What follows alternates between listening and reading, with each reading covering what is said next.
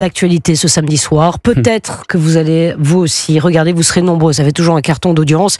Regardez l'élection de Miss France 2025. Et une question sur toutes les lèvres. Qui sera couronnée reine de beauté et succédera à Ève Gilles ?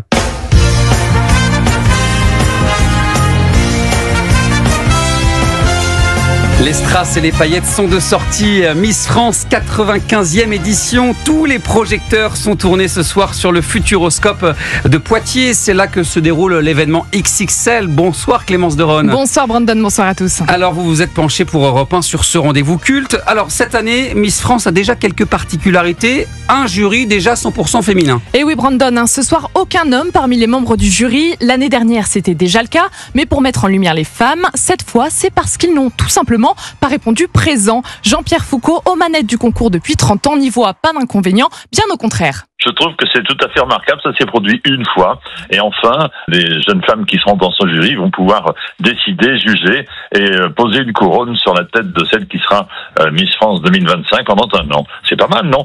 Un jury qui sera présidé cette année par Sylvie Vartan, avec autour d'elle l'athlète Marie-Josée Pérec, la styliste Christina Cordula ou encore l'humoriste Nawel Madani. Et cette année, Clémence, on assistera au défilé de la doyenne du concours. Et oui Brandon, depuis l'arrivée d'Alexia Laroche-Joubert à la tête de Miss France, concourir à l'élection n'est plus interdit après 24 ans.